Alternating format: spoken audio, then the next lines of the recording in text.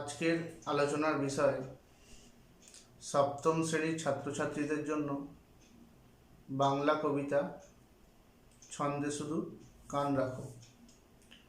ছন্দে শুধু কান রাখো কবিতার কবি অজিত দত্ত।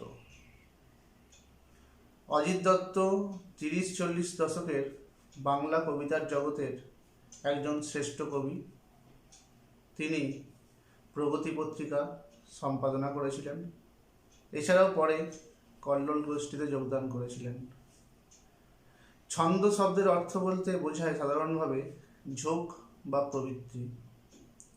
এই কবিতায় বলা হয়েছে এই বিশ্বের বা পৃথিবীর সব কিছুই ছন্দের তালে গতিশীল, আর প্রকৃতির সব কিছুই ছন্দের সঙ্গে আবদ্ধ। তাই আমাদের এই পৃথিবীর যা কিছু প্রয়োজনীয় এবং অপ্রয়োজনীয় বস্তু সব কিছুই ছন্দের মধ্যে বাঁধা আছে।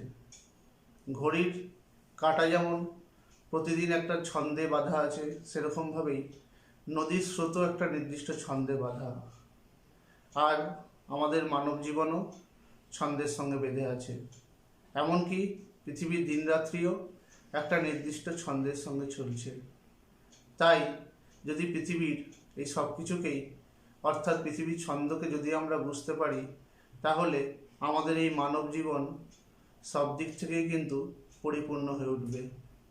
কবিতায় এখানে তার কবিতার মাধ্যমে প্রকৃতির প্রত্যেকটি জিনিসকেই তার ছন্দের সঙ্গে তুলনা করেছেন। যদি এই চ্যানেলটি তোমাদের ভালো লেগে থাকে, তোমাদের উপকারে লাগে, তাহলে চ্যানেলটিকে লাইক, শেয়ার এবং সাবস্ক্রাইব করে দিও। ধন্যবাদ।